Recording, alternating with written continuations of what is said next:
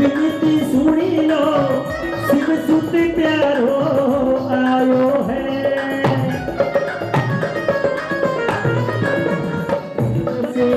अब भजना में नंदू महिमा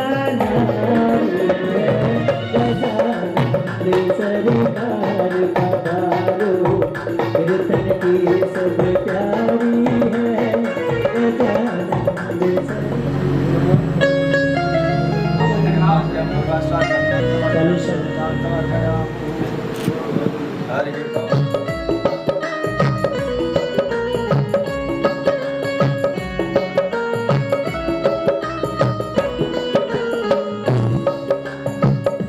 बाल रूप धरी अजमली धारा बन कर पुत्र सभी धरी धरी सब नर नारी दुख भंजन है नाम तुम्हारा जानत आज सकल संसारा सुंदर धाम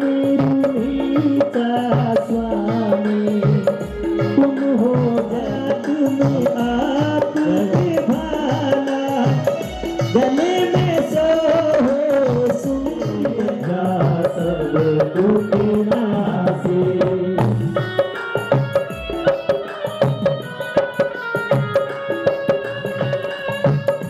तुम भक्तों के भगवारी सुखदाता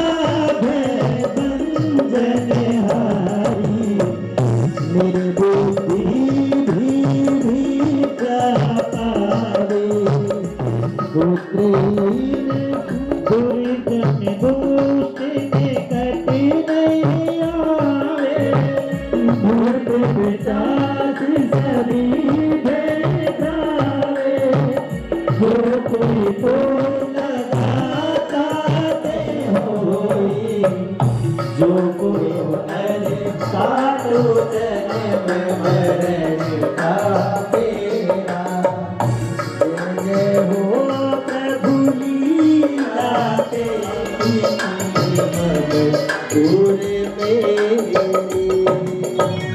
करुणाति तुम्हें मामे और भक्ति समझ कृपा करो नाथ पधारे दौड़ विनती है प्रभु आपसे नंद करे कर जोड़ यह चालीसा नित्य उठी पाठ करे जो को धन्यवांचित फल पाए सो सुख संपत्ति घर होय। श्री रामदेव जी महाराज की श्री व्यासपीठ का पूजन। श्री द्वारकाधीश के अवतार निष्कलंक नेत्रधारी पावनी कथा ज्ञान रूपी गंगा आज 9 दिन तक कानपुर जनपद में श्री अग्रसेन धर्मशाला परिसर में निरंतर 9 दिन तक बाबा रामदेव की ततो जय मुदीरये बोले व्यास भगवान की जा रही है। श्री बाप जी के कर कमलों के द्वारा सुंदर कथा में प्रवेश करते हैं।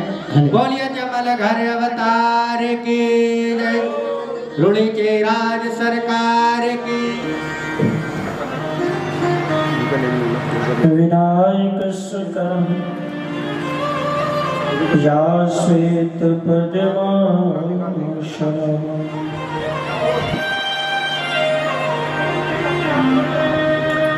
या ब्रह्माच्युतशङ्कर प्रवृत्तिभिर्देवैः सदा वन्दिता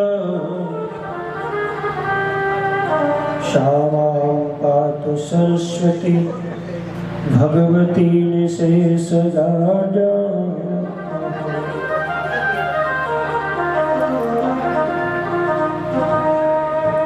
श्री रामदेव चरणों मनसा स्मरामि, श्री रामदेव चरणों वचसा गृह्णामि, श्री रामदेव चरणों शिरसा नमामि, श्री रामदेव चरणों शरणं प्रपद्ये।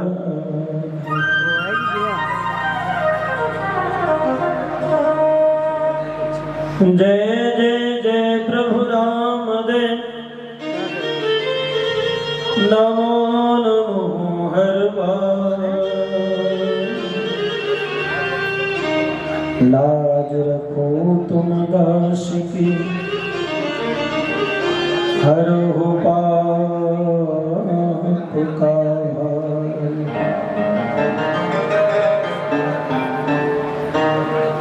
दीन बंधु कृपा करो, मोर हरो संताप। स्वामी तीनों लोक के, कोई हरो कलेश पार।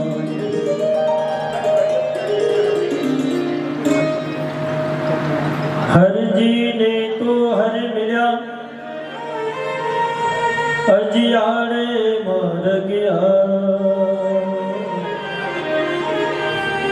पूजन दीनों घोड़ लो, सुबह दूध पिबनेगा।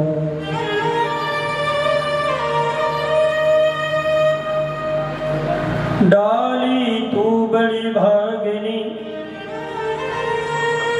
अज कौन तपस्या की। कलयुग को अवतार हो डाली सो थारे आधी, हो देवी सो थारे आधी। प्रेम से बोले श्री रामदेव जी महाराज की जय हो, श्री हरजी भाटी की जय हो, श्री डाली भाई की जय हो, श्री शंकुदेव भगवान की जय हो, श्री सीताराम जी महाराज की, श्री राधा कृष्ण भगवान की जय हो, श्री हनुमान जी महाराज की जय हो, श्री दुर्गतनाथ श्री दुर्गा मैया की जय हो। नमः पार्वती पते हर हर महादेव।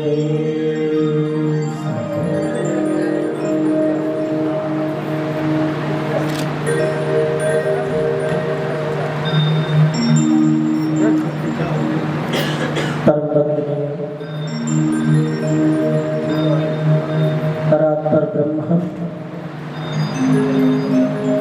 अनाथ अखिलेश्वर जगत नेता जगदाधार, कलयुग अवतारी निष्कलंक निजाधारी, भक्तों के भयहारी ममीष्ट ममाराध्य प्रभु श्री रामदेव जी महाराज के पावन चरणों में कोटान कोट वंदन अभिनंदन।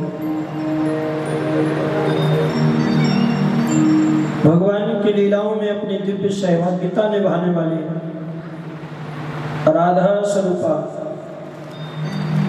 माता डाली के चरणों में कोटान कोट वंदन अभिनंदन। भगवान की महिमा का जनमानस में व्यापक रूप से प्रचार प्रसार करने वाले बाबा की महिमा को जन जन तक पहुंचाने वाले बाबा के प्रिय लाडले भक्त पूज्यपाद श्री हरजी भाटी जी के चरणों का वंदन करते हुए आज की इस पावन धर्म सभा में उपस्थित बाबा के समस्त कथानुरागी भक्तजन, दयामयी ममतामयी हमारी माताएं बहनें एवं सभी बाबा के यत्र तत्र सर्वत्र विराजमान भक्तजन, आप सभी का मैं व्यासपीठ से हार्दिक अभिनंदन करता हूँ। आइए कथा से पूर्व जो संत परंपरा है, जो हमारी सनातन परंपरा है,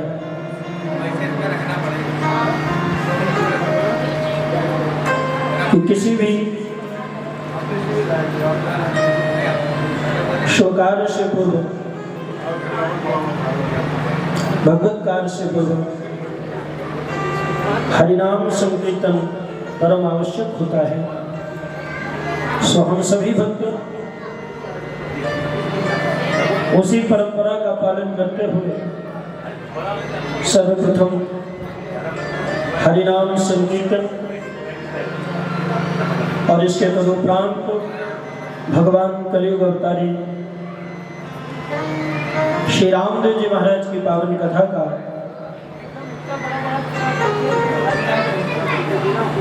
आनंद प्राप्त करेंगे।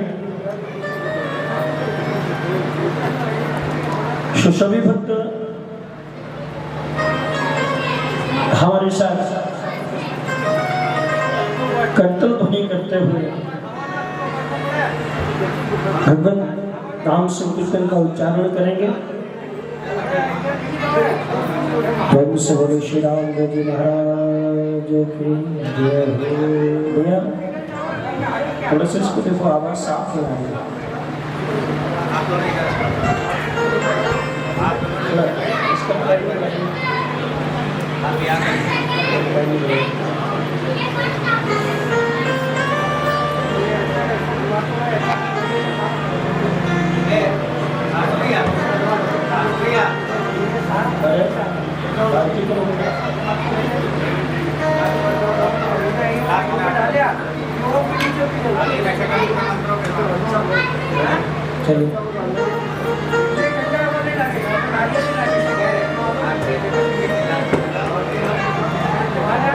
सभी भक्त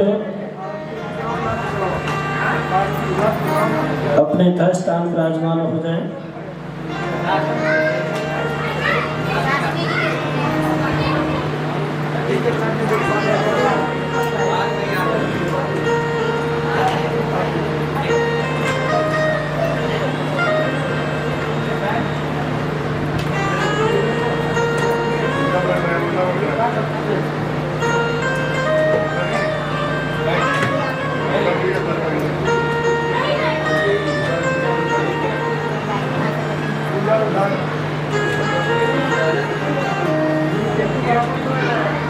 सही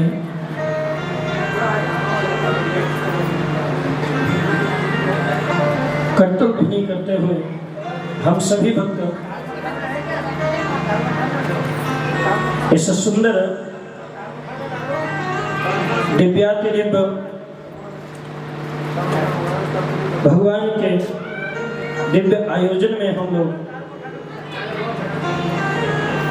अपनी भागीदारी दर्ज करवाएंगे। सगले श्री सीताराम जी महाराज की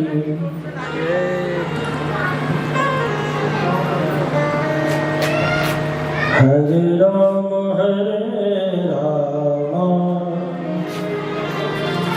कृष्ण कृष्ण हरे हरे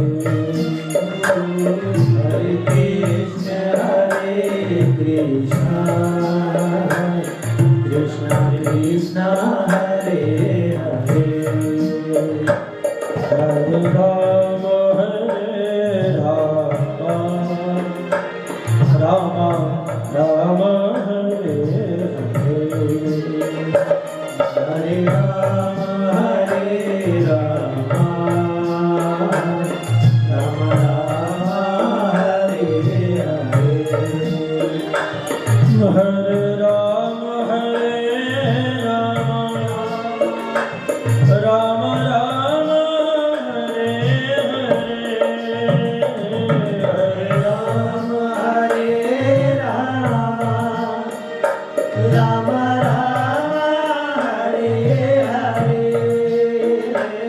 हरे कृष्ण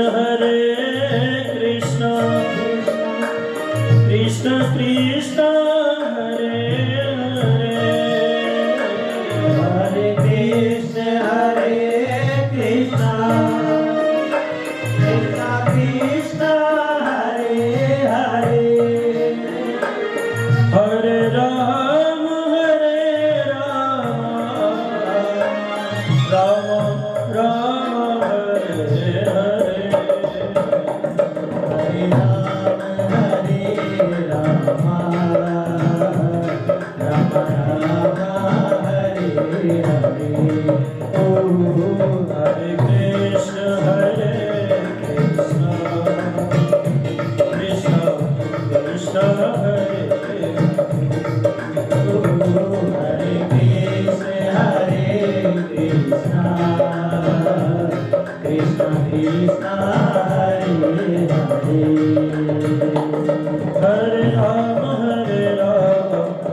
राम राम हरे राम हरे राम हरे कृष्ण कृष्ण कृष्ण हरे कृष्ण हरे कृष्ण हरे कृष्ण हरे राम हरे राम हरे राम हरे राम हरे राम हरे कृष्ण हरे कृष्ण हरे कृष्ण हरे कृष्ण हरे कृष्ण हरे कृष्ण हरे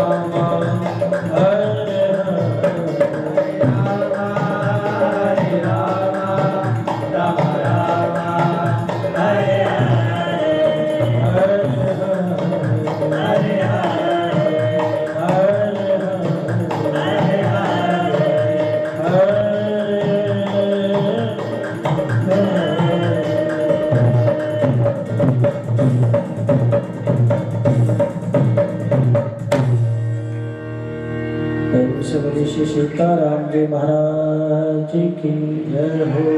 बड़े राधा कृष्ण भगवान की जय हो। श्री रामदेव जी महाराज की जय हो। हरे हरे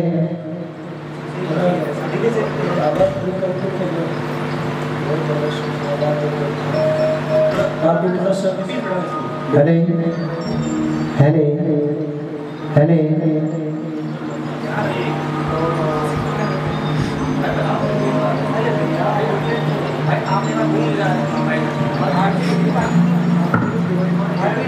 बाबा आज ही उन्होंने का है बैठे रखो बाबा का बैठे बाबा के चरणों में रखो।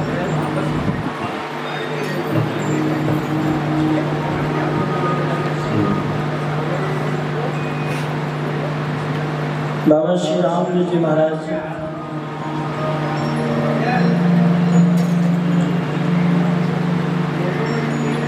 कि आज ये पावनी कथा आप सबके बीच में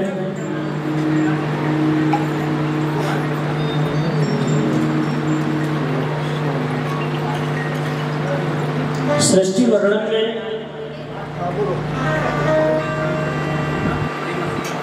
बताया जाता है, आपने भागवत कथा सुनी होगी कि 4 युग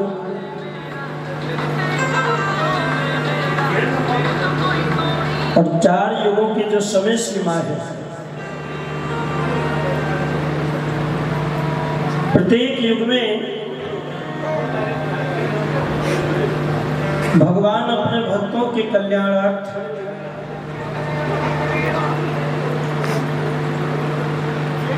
अपने भक्तों को सुख देने के लिए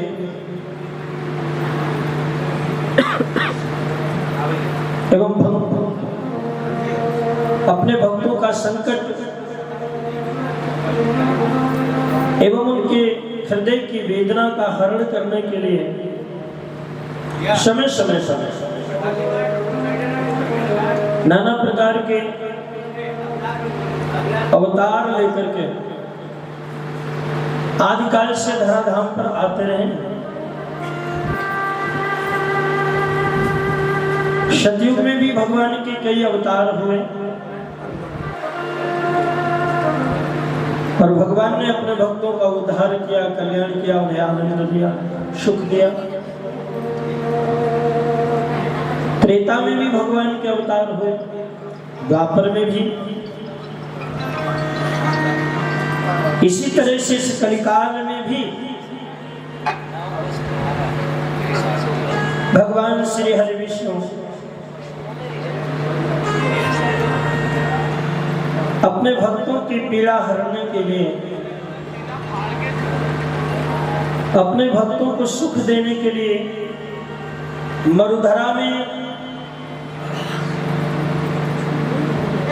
अपने परम भक्त अजमाल के घर में पुत्र रूप में प्रकट हुए।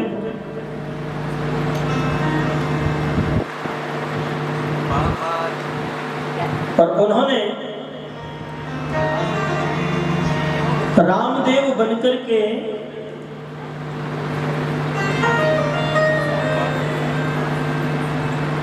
पूरे राजस्थान का कल्याण किया।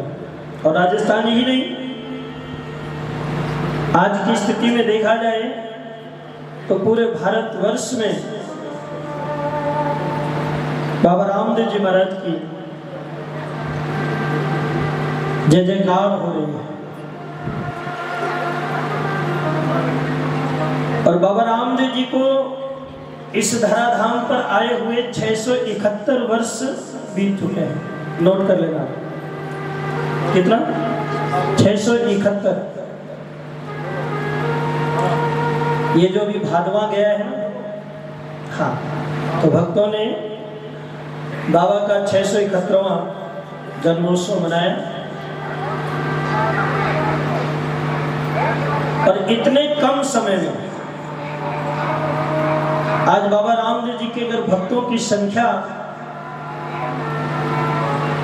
के बारे में अनुमान लगाया जाए तो करोड़ों में है।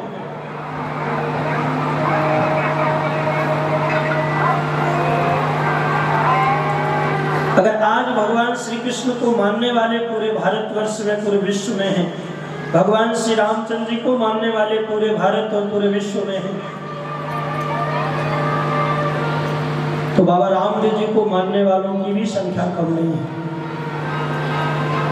और इतने कम समय में इतनी ज्यादा प्रसिद्धि, ये क्यों? कि बाबा रामदेव जी महाराज इस कलयुग के प्रधान देवता है। बहुत समय पहले तक तो, आज भी कुछ भक्त जानकारी के अभाव में कह देते, बोले रामदेव जी तो लोक देवता है। बाप जी आप इधर आसन ग्रहण कीजिए, क्योंकि ये सब आपकी ही महिमा है। और वैसे तो आपकी सरलता और उदारता के बारे में मैं क्या बताऊं, आप तो स्वयं में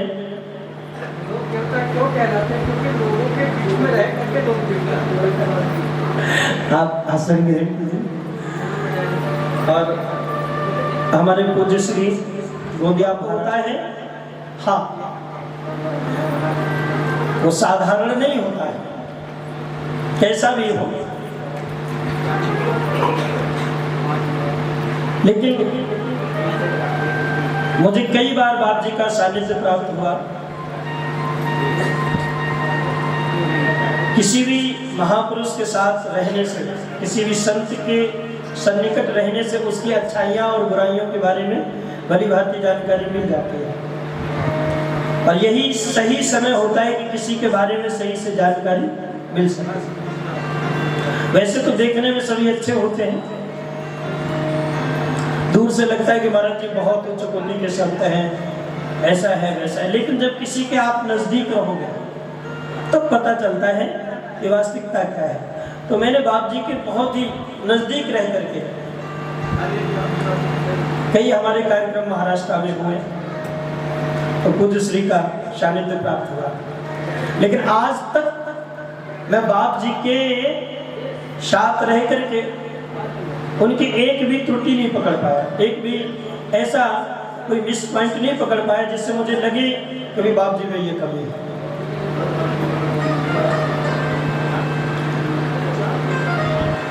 जबकि आप कितना भी अच्छा व्यक्ति हो, कुछ न कुछ तो थोड़ी बहुत कमियां सब में पाई जाती हैं।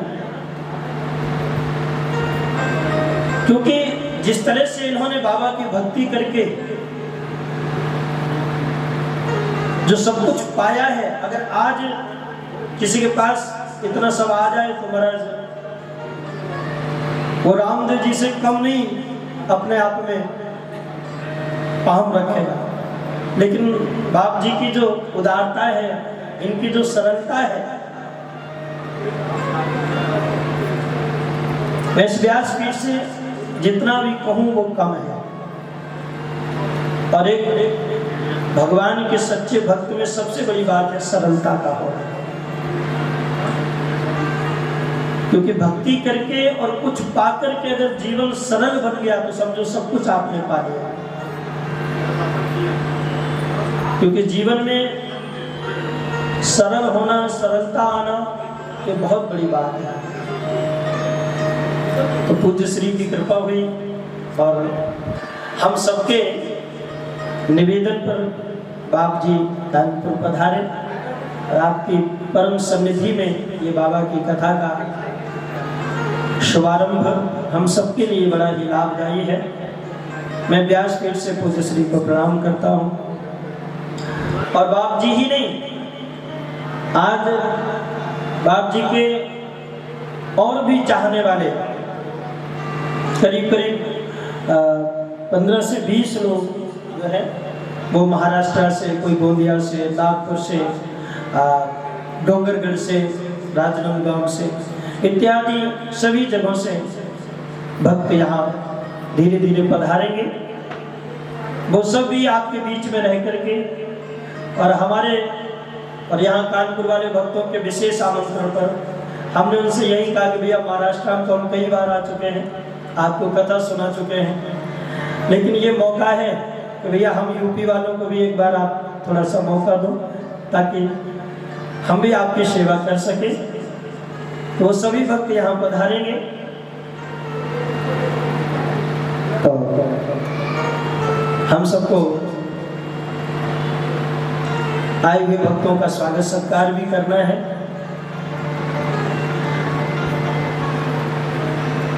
और वो इतनी दूर से आ रहे हैं तो हमें आपको ये सोचना चाहिए कि जब उतनी दूर से भक्त आ रहे हैं यहाँ कथा सुनने के लिए, तो जो हम लोकल वाले हैं, नज़दीक वाले हैं, हमें भी थोड़ा समय जो है बाबा रामदेव जी के लिए, भगवान के लिए निकालना चाहिए। क्योंकि देखिए भगवान ऐसा नहीं है कि जो बाबा रामदेव जी को मानते हैं बाबा रामदेव जी उन्हीं की सुनेंगे, जो नहीं उनके बारे में जानते उनकी नहीं सुनेंगे। तो ऐसा नहीं है, क्योंकि परमात्मा सम भाव से सभी का भला करते हैं। ये भगवान अग्नि स्वरूप में है, इनके नजदीक जितने भी लोग जाएंगे, ऐसा नहीं है कि जिसने अपने भगवान को प्रज्वलित किया है केवल उन्हीं को ये तपन दे या उन्हीं को ऊपर कृपा दे। इनके नजदीक जो भी जाएगा उन सबको एहसास होगा कि भाई अग्नि भगवान प्रज्वलित है और जो उनकी तपन है वो सबको मिलेगी, जो उनका प्रकाश है सबको प्राप्त होगा। इसी तरह से आप अगर भगवान के नजदीक आएंगे, बाबा के दरबार में आएंगे, इस सभागार में आएंगे, तो यहाँ से निराश होकर के नहीं जाएंगे। मैं बता रहा था कि इतने कम समय में आज बाबा रामदेव जी की इतनी प्रसिद्धि क्यों है, क्योंकि महाराज रामदेव जी के यहाँ कोई काम मीटिंग में नहीं डाला जाता, तत्काल हो जाता है। एक बार बस बाबा के दरबार में कोई चला जाए, और थोड़ा पुराने जो भक्त हैं उनका चाहे लेट वेट हो भी जाए, लेकिन जो रामदेव जी को नहीं जानता है, उसने कभी सुना ही नहीं है, कदाचित किसी के कहने पर, और वो अगर बाबा से जुड़ता है तो समझो महाराज चुटकियों में काम होता है। आप कभी भादवे में जाएं रामदेव रात, दूज से दसवीं के बीच में चांदने पक्ष के, तो 2-2, 3-3, 4-4 दिन हो जाते लाइन में लगे लगे।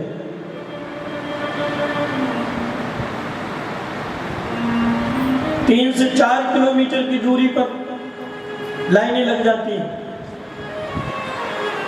और भक्त धीरे धीरे बढ़ते रहते हैं। तो इतने कम समय में बाबा का आज जो पूरे विश्व में डंका बज रहा है, सिर्फ इसलिए रामदेव जी महाराज के इस कलयुग में तत्काल परिचय है। भक्त बस सच्ची निष्ठा से सोच ले कि बस बाबा मैं आपकी शरण में आ गया हूं, अब मैं कुछ नहीं जानता हूं आपको क्या करना क्या नहीं करना है, और बाबा ने उसका हाथ पकड़ लिया। रामदेव जी के भक्तों में आप किसी से भी मिलिएगा, कोई भी हो, और उससे आप पूछे कि आप रामदेव जी को क्यों मानते हैं, तो एक ही बात कहेगा कि बाबा ने मेरे जीवन में ऐसा चमत्कार किया, और तब से लेकर आज तक मैं उनको भूल नहीं पाया।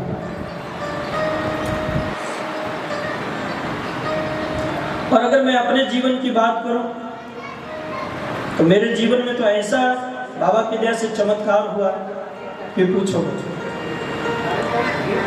इस पूरे उत्तर प्रदेश में, अब कानपुर में तो ये भक्तों का समागम है, ये मुझे पहले नहीं पता था कि कानपुर में भी बाबा रामदेव जी को मानने वाले लोग हैं। मेरा जन्म स्थान यहाँ से 100 किलोमीटर दूर औरैया डिस्ट्रिक्ट, वहाँ गांव पड़ता है जनेपुर। मेरे पिताजी सन 80 में किसी कारणवश दादाजी से कोई घर से लड़ाई हो गई, तो वो चले गए काम की तलाश में, और वहाँ कदाचित बाबा रामदेव जी के मंदिर में उनको रहने के लिए कोई रूम मिल गया। जैसे कामदार जाते हैं तो काम करते, तो एक फैक्ट्री में काम करते थे, तो रूम की तलाश में थे, तो कमरा एक रामदेव जी के भगत जी थे उनका पड़ा हुआ था। बोले ठीक है। तो सुबह शाम काम के बाद आने पर देखते थे वहाँ बड़ी भीड़ लगती थी, और 9वीं 10वीं को तो वहाँ और ज़्यादा रंग लगता था। तो पिताजी को लगा कि पता नहीं ये कौन से देवता हैं घोड़े पर और ये सारा कुछ। तो कुछ दिनों, क्योंकि अपन लोग जो यूपी वाले वो तो बस भगवान शिव भगवान राम कृष्ण को मानने वाले, तो उन्हें लगा कि ये कौन से देवता हैं, वही इनकी पूजा होती घोड़े पर, ये फलान उसका। तो वो जाने लगे उनके मंदिर में, क्योंकि उन्हीं का रूम दिया हुआ था। तो सुबह शाम वहाँ जाते तो बड़ी भीड़ लगती। कदाचित बाबा की कृपा होगी, वो जो महाराज जी थे उन्होंने कहा कि भाई क्या नाम है तुम्हारा? बोले प्रताप नाम। तो वो धीरे धीरे, क्योंकि जब नित्य का उठना बैठना तो उनसे थोड़ा मन प्रेम हो गया, तो उनका रुनीचा जाने का टूर बना। तो उन्होंने कहा कि बेटा चलोगे क्या हमारे साथ? बोले कहाँ? बोले ये बाबा रामदेव जी का जो है समाधि स्थल है। तो सब लोग जा रहे थे, उनको भी प्रसन्नता हुई, बोले चलो। तो कोई 72 रुपये बता रहे थे बस का लगा, और उनके साथ यात्रा में गए। पहली बार बाबा का दर्शन किया। अभी तक बाबा के बारे में काका भी पता नहीं कि ये कौन है क्या है, बस इतना है कि दुनिया इनको पूज रही भगवान है, तो हम भी लगे लाएंगे। वहां से वो एक, चूंकि पिताजी हमारे शुरू से एकादशी का व्रत करते थे और संतोषी माता को बहुत मानते थे। पिताजी बताते उस समय संतोषी माता की फिल्म रिलीज हुई थी, तो लोगों में बड़ा एक क्रेज बढ़ गया था संतोषी माता का व्रत करना। तो बोले हम हर शुक्रवार संतोषी माता का व्रत और एकादशी व्रत करते थे। तो पुस्तकें पढ़ने का बड़ा शौक, तो एक वहां से लक्ष्मी बारहट जी की खम्मा खम्मा 2 रुपए की खरीद ली। अब वो लिखी मारवाड़ी भाषा में, और मारवाड़ी यूपी वाले को कैसे पल्ले पड़े। वो खम्मा खम्मा कुछ भी समझ में नहीं, चलता रहा। तो वो महाराज जी वहाँ भजन गाते थे, वो बड़े गौर से सुनते थे, लेकिन पल्ले कुछ भी नहीं पड़ता था। तो जब भी महाराज जी फ्री होते थे तो उनकी सेवा में बैठते तो हिंदी में पूछते थे कि महाराज जी बाबा रामदेव जी के बारे में कुछ बताइए। तो जो भी थोड़ा बहुत बता देते थे वो उसे कॉपी पर नोट करते रहते थे। और इस तरह से उन्होंने प्रयास करके बाबा रामदेव जी के उस पूरे इतिहास को धीरे धीरे जीवनी को उन्होंने हिंदी में लिख लिया। और समय चलता रहा, एक बार उनका द्वारकापुरी जाने का भी उन्हीं महाराज जी के साथ सहयोग बन गया।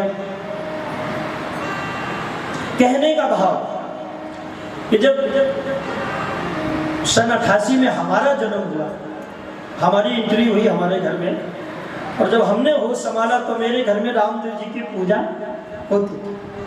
ठीक है, तो हमारे आने से पहले हमारे बाबा ने हमारे घर में बाबू हाँ एंट्री मार ली। और महाराज थोड़ा सा बड़े हुए, समझ आई, तो लगा कि अपने भाई जो भी हैं यही, इन्हीं की पूजा पाठ करनी है, यही अपने इष्ट हैं, यही अपने भगवान हैं। पढ़ाई के दौरान वृंदावन में कुछ दिन के लिए मैं रहा, वहाँ से शास्त्री की परीक्षा दी। तो ये काम में आने के लिए पिताजी ने कहा तो बेटा देखो अब इस क्षेत्र में आ ही गए हो तो यही काम करना है, तो क्यों ना अपन लोग अपने इष्ट का ही प्रचार करें। भाई भागवत राम कथा इत्यादि जो है बड़े बड़े वक्ता है, जीवन लग जाएगा और उनके जैसा ना अपन कर पाएंगे और ना ही उनके जितनी अपनी प्रसिद्धि हो पाएगी।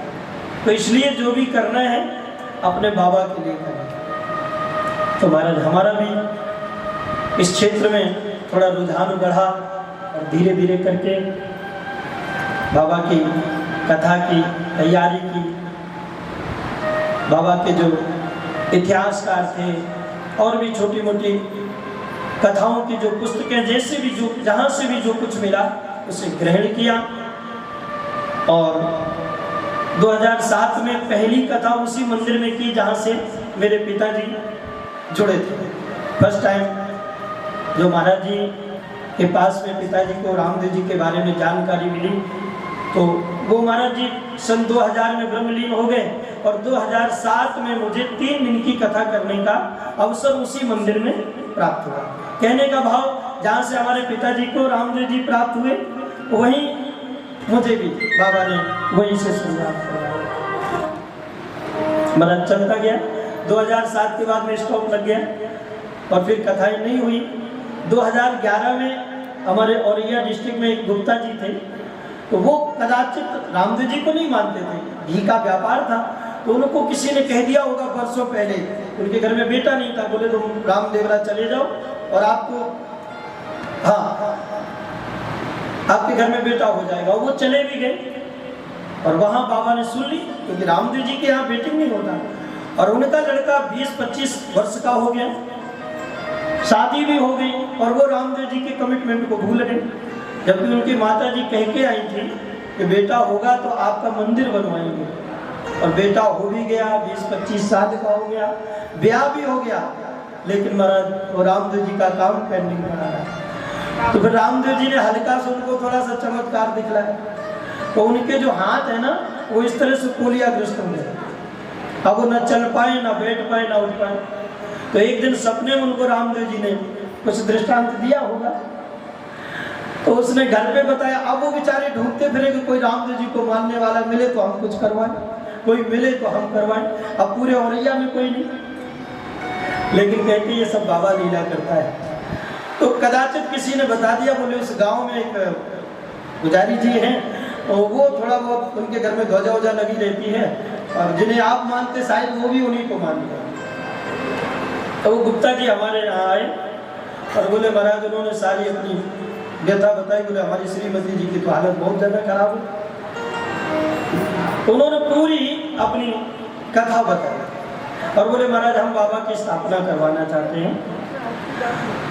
तो 2011 में बाबा के एक छोटे से मंदिर की स्थापना हुई और हमारे पंडित जी राहुल अवस्थी जी, याद है आपको गुप्ता जी और हाँ, इनके द्वारा वहां पर 2011 में एक बाबा की मूर्ति की स्थापना हुई और छोटा सा मंदिर बनाया गया और वहाँ योग बन गया अचानक। हमने कहा भैया देखिए हमें आपसे कुछ नहीं चाहिए क्योंकि हम भी उस समय तैयारी में थे।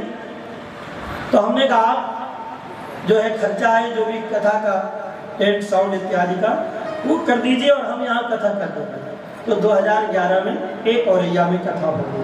अब इस तरह से मेरे जीवन में 2 कथाएं हो गई।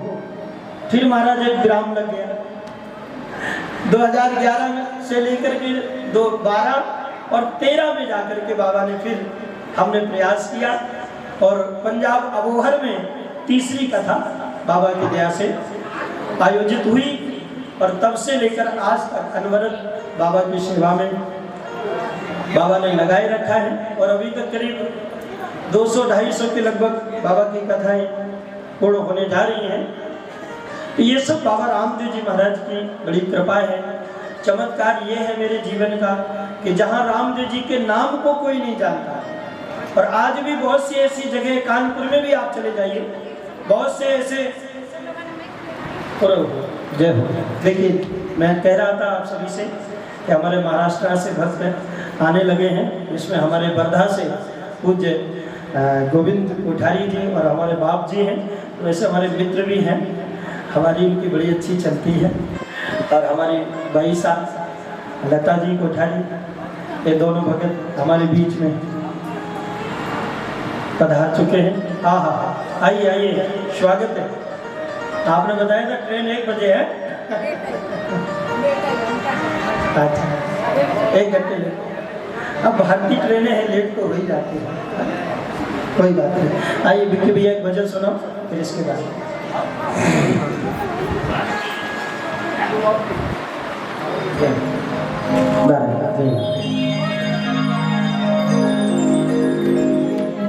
बोलिए बाटू नरेश की।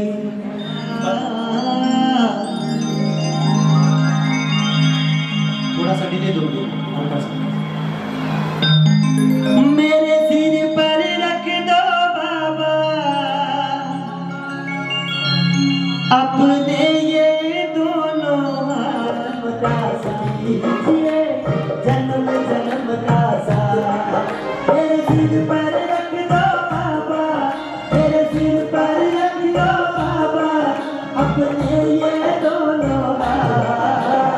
देना हो तो दीजिए जन्म जन्म का साथ, देना का साथ।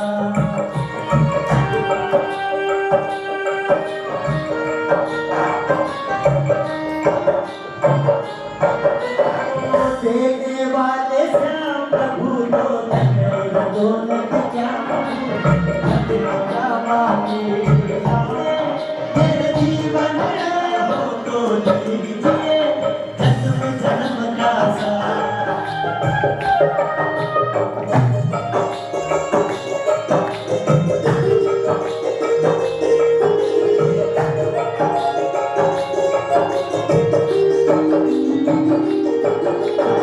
श्याम तेरे चरणों की धूली दौलत से महंगी है।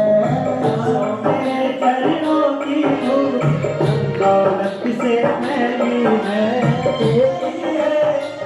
सेवा कीजिए इनकी धूप में प्यारी तैया करके तो माझी के नाम चले ना अब पतवार पकड़ ले तो।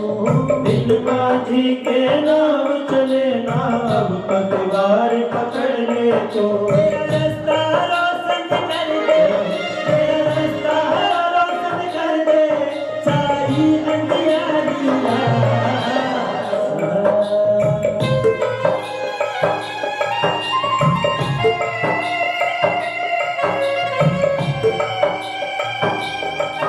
सुना है हमने सजना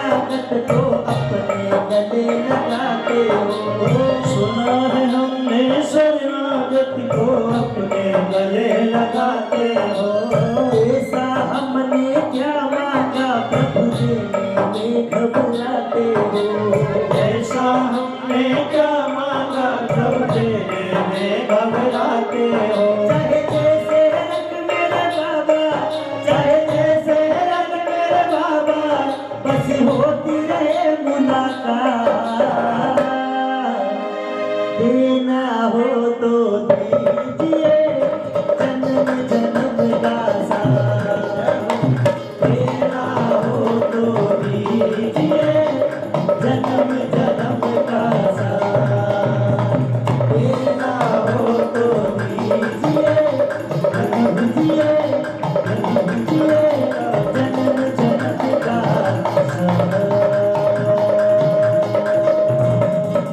मेरे सिर पर रख दो बाबा मेरे सिर पर रख दो बाबा अपने ये दोनों हाथ देना हो तो दीजिए जन्म जन्म का साथ देना हो तो दीजिए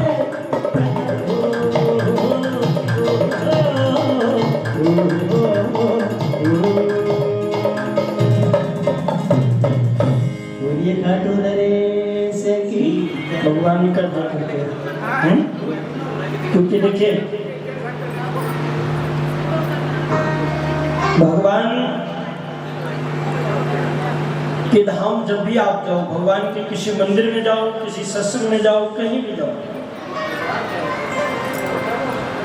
भगवान उस भक्त की बहुत जल्द सुनते हैं जो पूर्ण रूप से समर्पित हो जाता है समर्पण भाव आपने देखा होगा कोई गुनहगार कोई लूटपाट करने वाला चोरी डकैती करने वाला जब पुलिस कस्टडी में आता है तो कहा जाता है कि हाथ ऊपर करो सरेंडर करो तो ये हाथ उठाने का भाव बस इतना ही है कि हम भगवान के सामने जाएं और एक बार हाथ उठा करके कहें हे प्रभु आज तक जाने अनजाने में जो भी हुआ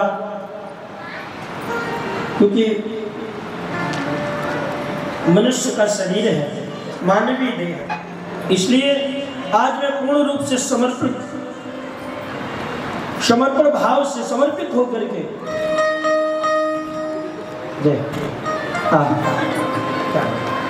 एक बार हमारे आदमी के लिए जोरदार तालियां बजा दीजिए और बाबा के बहुत ही समर्पित मंत्र बोल बाबो भली करेला बोल बाबो भली करेला जय बाबा री बोल बाबो भली करेला जय बाबा री बोल बाबो भली करेला भली करेला भली करेला भली करेला जय बाबा री बोल बाबो भली करेला जय बाबा री बोल बाबो भली करेला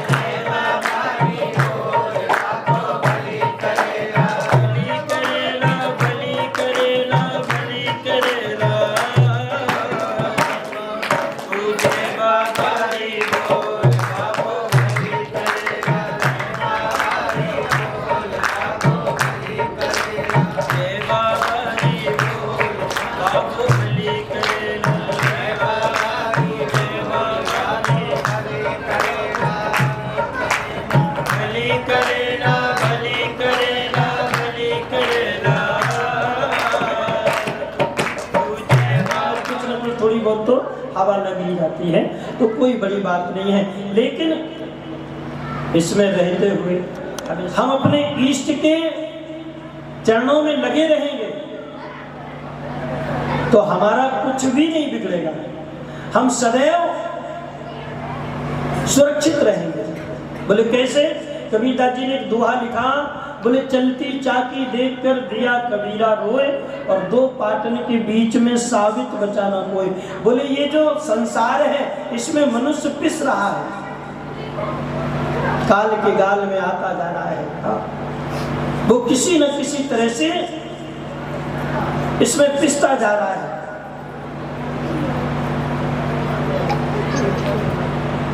तो बोले बचेगा कैसे कुछ बच भी जाते हैं बोले कैसे बच जाते हैं? बोले जो चक्की के बीच में दो पार्टों के बीच में एक कील होती है, जिस कील के सारे दोनों पार्ट चलते हैं, तो जो दाने, जो अनाज के दाने उस कील के पास में आ जाते हैं, वो पार्टों के बीच में नहीं जाते और वो बच जाते हैं। तो इस संसार में जो भगवान के चरणों के सहारे हो जाते हैं, जो अपने इष्ट के चरणों के सहारे हो जाते हैं, उनके चरणों में जाकर के समर्पित हो जाते हैं, महाराज वो संसार के कुचक्रों से, संसार की यात्राओं से और संसार के पापों से बच जाते हैं, है ना। तो इसलिए भगवान के होकर के संसार में रहो तो आप बुराइयों से बचे रहोगे, पापों से बचे रहोगे। बस इसीलिए संत महात्मा महापुरुष सभी यही कहते हैं कि भैया अगर कुछ करना है तो संसार में रहते हुए भगवत नाम का स्मरण करते रहो और अपने जो दैनिक जिंदगी है जिस तरह से जी रहे हो वैसे जीते रहो। बस थोड़ा सा जीवन में बदलाव कर लो कि जो भी काम है ना वो भगवान को समर्पित करते रहो। अच्छा बुरा जो भी हो तो सुबह शाम जब भी पूजा में बैठो तो एक बात कहो कि ठाकुर जी अच्छा बुरा जो भी हुआ आपकी कृपा से हुआ, अच्छा हुआ वो आपकी कृपा से हुआ, और जो कुछ थोड़ा बहुत गलत हो गया वो मेरी गलतियों के कारण हो गया, तो इसलिए अब आप मुझे क्षमा करो और आज तक का हिसाब किताब आपके चरणों में कल का कल से रहा। और बस इतना नियम बना लो, हमारा जीवन जो है आनंद से भर जाएगा। प्रेम से बोलिए श्री रामदेव जी महाराज की। तो हम लोग कथा सुन रहे थे कि हरजी बाटी जी भेड़ बकरियां चराने जाने लगे और महाराज जंगल में जाते हैं, भेड़ बकरियां चरने लगते हैं, तो आप तंदूरा लेकर के बाबा की मीठी मीठी बाणियां गाने लगते। बाणी समझते हो? राजस्थान में जो निर्गुणी भजन होते हैं उनको बाणी बोलते हैं, है ना। ऐसा मत सोचना कि पता नहीं क्या बाणी गाते थे। तो अपने इधर जैसे भजन बोलते हैं ना, उधर राजस्थान में बाणी बोलते हैं।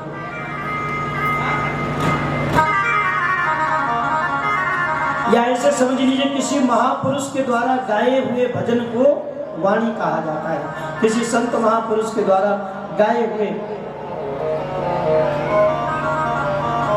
भजन को राजस्थान में वाणी कहते हैं, तो वही गाते हैं।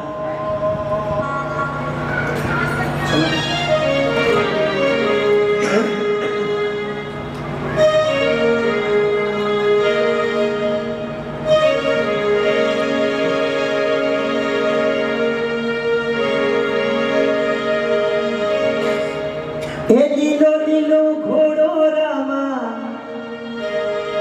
हंसी लो रामा हंसी लो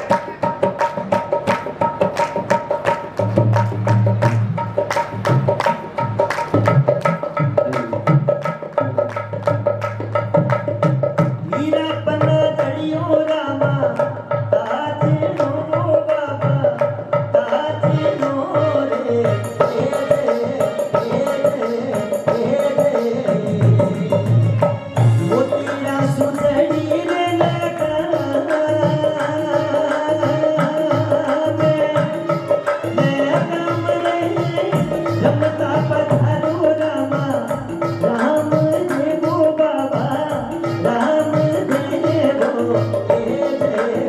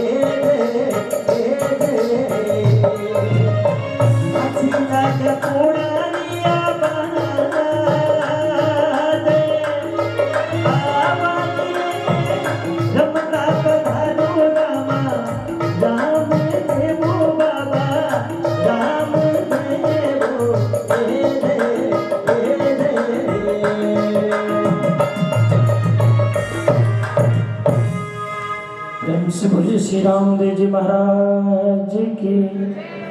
थोड़ा और जोर से देखा लगा दिया करो।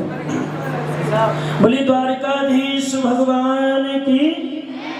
संबल भैया आप कृपया यहीं बैठा करें। एक तो हॉल की वजह से पूरी क्लियरिटी जो है मिल नहीं पा रही है, थोड़ा सा आप कोऑपरेट कीजिएगा। महाराज वाणी गाते हर जी बाटी। अब आपको समझ में नहीं आया होगा भैया ने क्या गाया। अगर आपसे पूछे कुछ पल्ले पड़ा आप इसी को बोलते हैं। राजस्थानी जो प्योर डिंगल भाषा में पद गाए जाते हैं उनको वाणी बोलते हैं, है ना। अब जैसे पंडित जी सुबह सुबह मंत्र बोलते हैं पूजन में, यजमान से पूछे क्यों जी कुछ पल्ले पड़ा, आपको यहाँ महाराज बस ठीक है अच्छा हो जाए, है ना। तो उसके जो गुणी जन होते, जो विशेषज्ञ होते हैं वो थोड़ा बहुत समझ पाते हैं।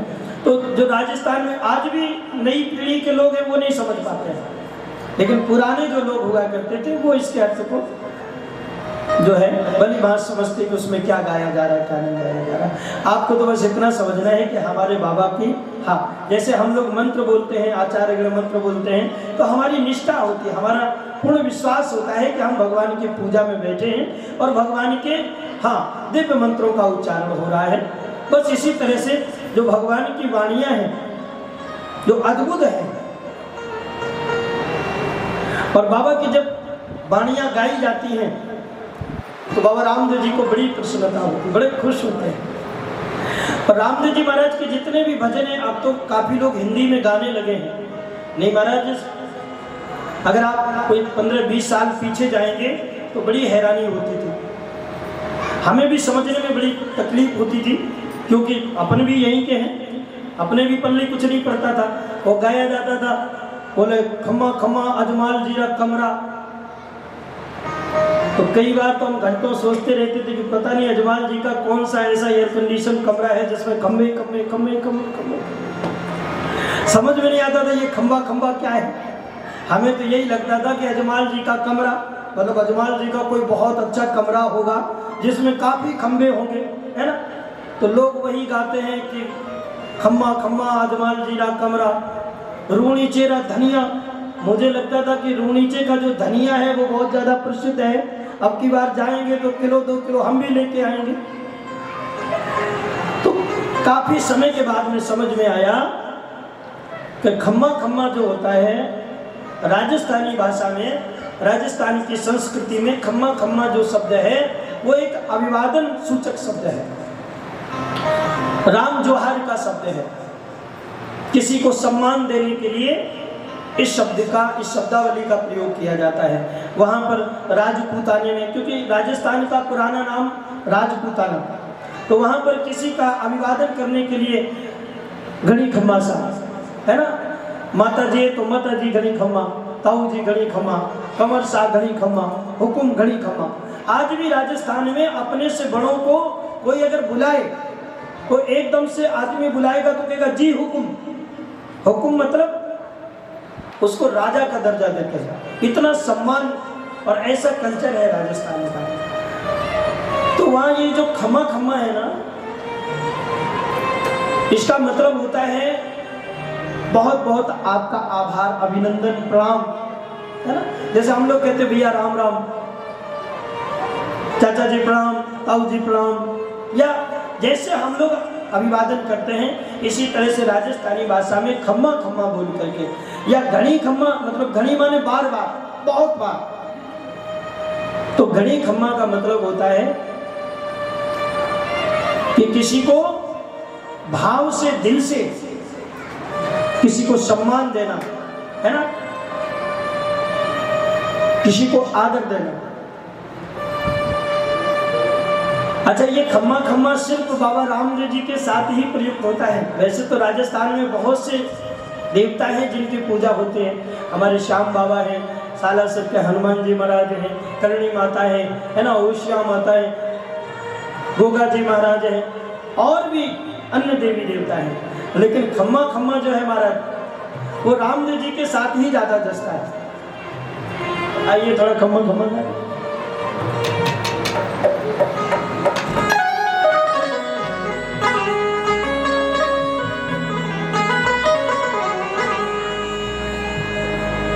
हर जी ने तो हरी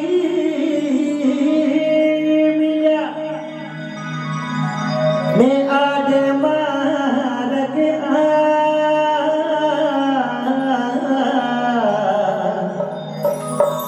अरे पूजन दीनो भोल लो बाबा दूध पिबन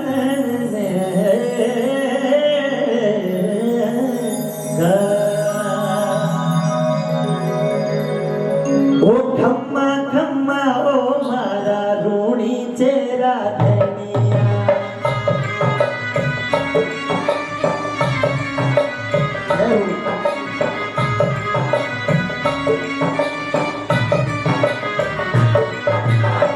खम्मा खम्मा ओ मारा रूणी चेरा धनिया, खम्मा खम्मा ओ मारा रूणी चेरा धनिया। तो मनावे गाती मारवाड़ी हो बाबा गुजरात हो, अजी माल जीरा का मेरा कम्मा कम्मा हो मारा रोड़ी चेरा धनिया।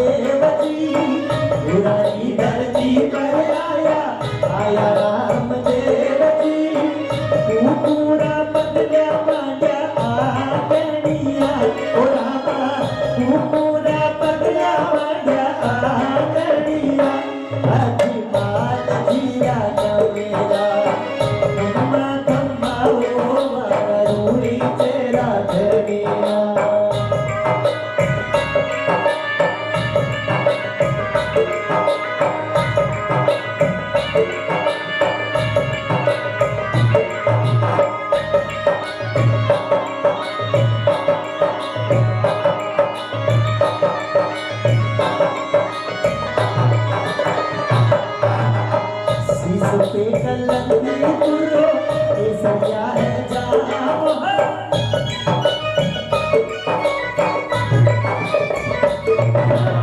शीशो पे कलंदी तुरो ये सरिया है जाओ लगे तारी भीड़ आवे पीर रामो लगे तारी भीड़ आवे पीर रामो जगमगी ज्योति जगावेयो ओ रामा जगमगी ज्योति जगावेयो हुए अजमल घर अवतारे की जय हो। प्रेम से बोले द्वारकाधीश भगवान की जय हो। वैसे 4-5 तो लोग ही हो, सभी लोग उठा लिया करो तो ज्यादा अच्छा लगे, है ना? उठाओ दोनों हाथ, बोलो द्वारकाधीश भगवान की।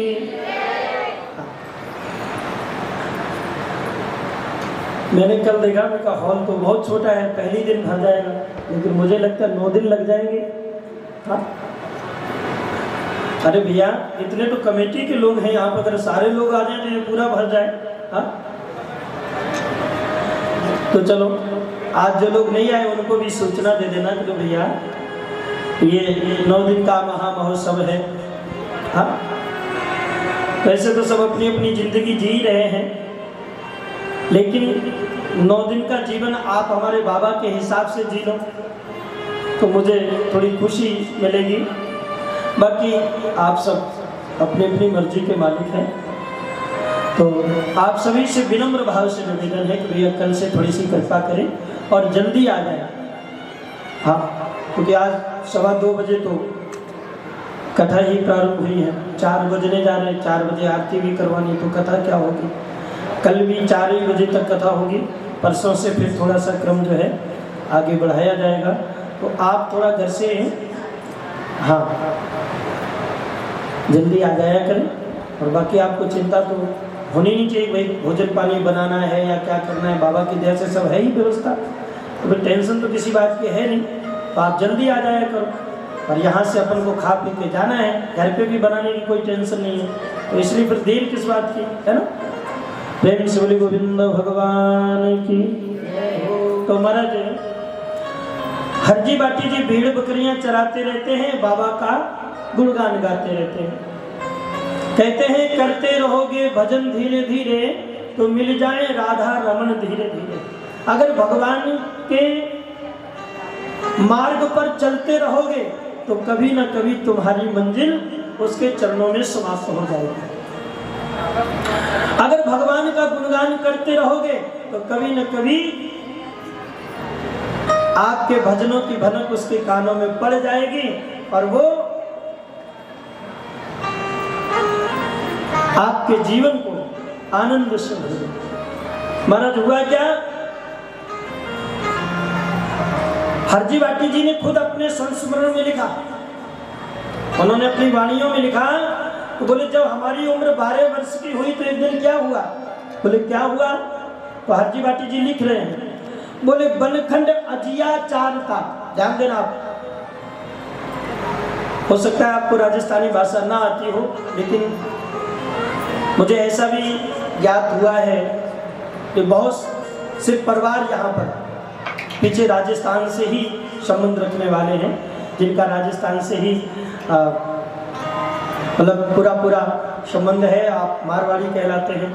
तो भले ही आपको, क्योंकि यहाँ के परिवेश में हम लोग रह रहे हैं, नहीं समझ में आता है, लेकिन फिर भी प्रयास, अगर आप भाव से सुनेंगे तो हम पूरा प्रयास करेंगे कि आपको समझ में आए। हाँ, क्योंकि राजस्थान की संस्कृति अपने आप में एक बड़ी ही गौरवमयी संस्कृति है। वहां का जो बोलचाल का लहजा है, तो एक दूसरे के साथ में हाव भाव व्यवहार, वो सब अपने आप में अद्भुत है। जैसे आपने भी भजन में सुना था, अजमाल जीरा कंवरा, तो राजा का जब कोई बेटा होता है तो उसे कुंवर साहब बोलते हैं। क्या बोलते हैं? कंवर साहब। राजस्थान में एक और बात है कि जिस बच्चे के दादा दादी भी बने हों, माता पिता भी बने हों, तो उसको कुंवर सा नहीं बोलते, उसको भंवर सा बोलते हैं। प्यार से क्या बोलते हैं? भंवर सा। जिसके दादा दादी भी बने हों और माता पिता भी बने हों, है ना, तो उसको क्या बोलते हैं? बोले भंवर सा।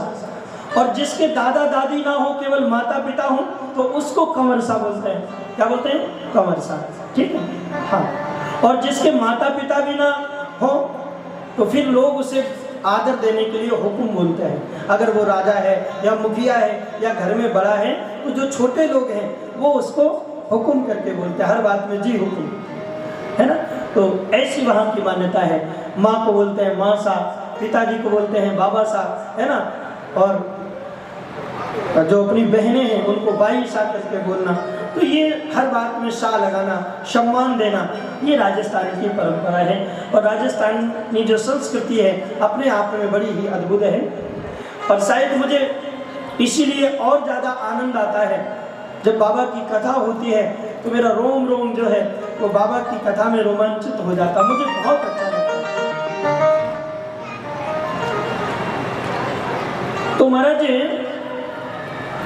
हरजी बाटी जी ने अपने संस्मरण में लिखा क्या? बोले जब मेरी उम्र 12 वर्ष की हुई, भेड़ बकरियां चराते चराते जीवन बीत रहा है, तो एक दिन क्या हुआ? बोले बनखंड अजिया चारता, अजिया बोलते बकरी को, अजिया बकरी को बोलते हैं। बोले बनखंड अजिया चारता, अब वहाँ एक बकरी नहीं अनेक बकरियां हैं, तो अजिया बोल गया। बोले बनखंड अजिया चारता, मन में नहीं दरिया, अविनाशी मिलिया अवसरा, हमारे सर पे कर धरिया। इसका हिंदी में अनुवाद सुनिएगा।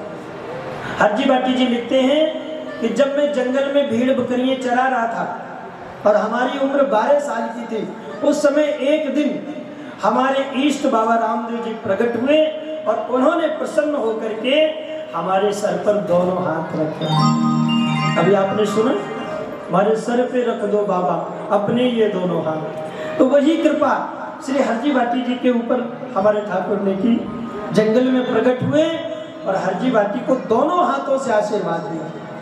हाँ, आपने देखा होगा, आप किसी को प्रणाम करो, है ना, और वो एक हाथ से आशीर्वाद दे तो अच्छी बात है, लेकिन कदाचित दोनों हाथों से कोई, है ना, आपको आशीर्वाद दे तो समझो उसकी बहुत ही ज्यादा कृपा है आपके ऊपर, आपके प्रति उसका बहुत ही स्नेह है। तो महाराज हरजी बाटी जी ने कहा कि बाबा ने मुझे दोनों हाथों से आशीर्वाद दिया।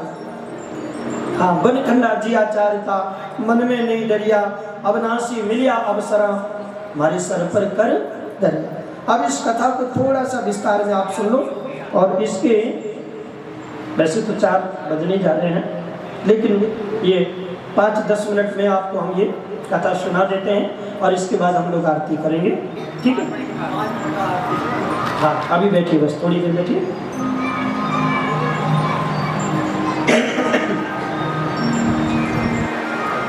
तो ये तो हरजी बाटी ने जो लिखा वो बताया। अब इस कथा को थोड़ा सा विस्तार में सुनते हैं। वास्तविकता क्या थी? बोले हरजी बाटी जी भेड़ बकरियां चरा रहे हैं और बाबा रामदेव जी अपने वास्तविक रूप में प्रकट नहीं हुए। हाँ, बोले कैसे प्रकट हुए? बोले बाबा रामदेव जी महाराज संत भेष में प्रकट हुए, साधु बन करके आए, और एक बिल्कुल बूढ़े महात्मा जिनकी दाढ़ी बिल्कुल सफेद हो चुकी है, कोई मुकुट उकुट नहीं लगाया, खुले बाल हैं, धौले केस हैं, और भाला की जगह बाबा ने डंडा ले रखा, लाठी हाथ में। और लीले घोड़े को बाबा ने इतना कमजोर कर दिया, बूढ़ा कर दिया कि उससे खुद भी नहीं चला जा रहा है, तो उस पे बैठे कैसे? तो बाबा रामदेव जी लीले घोड़े पर बैठे नहीं है, बल्कि उसकी लगाम पकड़ करके आगे आगे चले और पीछे पीछे लीला घोड़ा। तो किसी ने पूछा, बोले महाराज ये सब करने की क्या जरूरत थी बाबा को? अरे दर्शन ही तो देना था, डायरेक्ट जाकर के सीधे प्रकट हो जाते, तथास्तु कल्याण हो। ये सब करने की क्या जरूरत थी? तो देखो, जैसे हम लोग पूरे दिन काम करते हैं, व्यवसाय में व्यस्त रहते हैं अपने अपने कार्यों में, लेकिन जब हम लोग बहुत ज़्यादा थक जाते हैं, पूरा शरीर थकान से चूर हो जाता है और घर पहुंचते हैं, अगर हमारे घर में छोटे छोटे बच्चे होते हैं तो देखा है कि जाकर के जो घर के मालिक हैं, जो पूरे दिन अपने दुकानों पर, अपने व्यवसायों में परेशान रहे, जो थक चुके हैं, वो जब बच्चों में घर में पहुंचते तो एकदम से बच्चों के साथ बच्चा बन करके खेलने लगते हैं। क्यों? उससे क्या होता है? बोले उससे पूरे दिन की थकान जो है महाराज कुछ ही देर में दूर हो जाती है। एक बार आप बच्चों के साथ खेल करके देखो, जैसे बच्चे खेल रहे हो तो हमने देखा है 60 साल के दादाजी वो भी बच्चों के साथ घोड़ा बन जाते हैं, कभी बच्चों को बिठाते, कभी उन्हीं के जैसी तोतली भाषा में बात करते हैं, है ना, उन्हीं के खिलौने से खेलने लगते हैं। इस सबसे क्या होता है? बोले इस सबसे जो आदमी पूरे दिन परेशान रहता है ना, दिमाग में दुनिया की उलझने होती है, कुछ ही देर में ये सब करने से माइंड जो है एकदम फ्रेश हो जाता है। अच्छा एक बात बताओ, भगवान की यहाँ कौन ऐसा है? स्वर्ग में क्या ऐसी व्यवस्था है जो भगवान, अब भगवान को कितनी टेंशन होगी? हमारे यहाँ थोड़ा सा अगर बिजनेस हमारा फैला हो, 2, 4, 10, 20 लोग हमारे नीचे काम करते हो तो हम लोग इतने परेशान हो जाते हैं। सोचो पूरे विश्व में कितने लोग होंगे और पूरे विश्व के लोगों की कितनी समस्याएं होंगी, क्योंकि अगर एक आदमी की एक समस्या हो तो भगवान सुलझा भी दे, हाँ, पर आदमी अगर एक समस्या हो तो भगवान मुझे लगता है एक दिन में सुलझा दे। लेकिन महाराज एक आदमी और समस्याएं अगर गिनने बैठ जाओ तो उसे खुद पता नहीं कि कितनी समस्या। तो सोचो भगवान ही क्या करे, तो भगवान को कितनी ज्यादा मुसीबत होगी, कितने ज्यादा परेशान होंगे, कितनी ज्यादा थकान होगी, हाँ थकावट होगी। तो बोले भगवान ही क्या करे? तो भगवान के तो कोई है ही नहीं। भगवान के कौन है? बोले भगवान के भक्त हैं। तो फिर भगवान क्या करते? तो जैसे आप अपने बच्चों के साथ, नाती पोतों के साथ जाकर के एंजॉय करते हैं, खेलते हैं, मन बहलाते हैं, तो भगवान भी यही फार्मूला अपनाते हैं।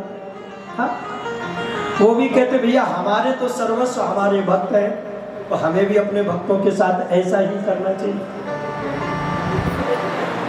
इसीलिए भगवान नाना प्रकार की लीलाएं करते हैं। तो बाबा रामदेव जी को समझा कि चलो आज भोले भाले हरजी को परेशान करते हैं।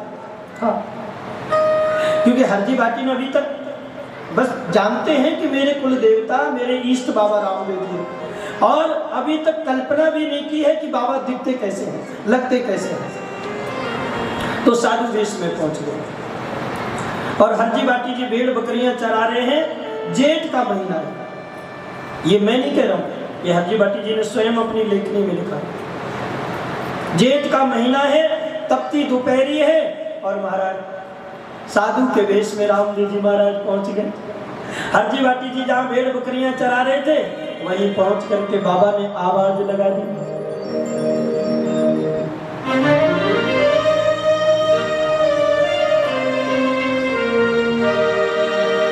ए भाटीला भाटीला मने। क्या कहा बाबा ने?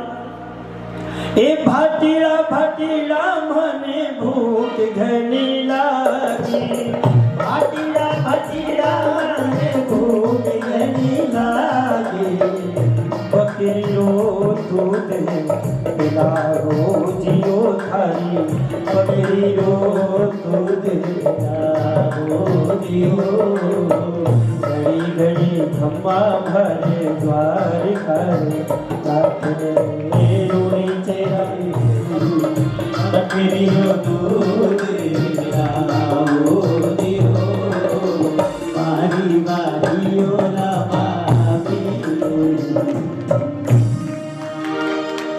श्री रामदेव जी महाराज की। बोले महाराज जी हरजी भाटीला भाटीला माने भूत घड़ी लागी।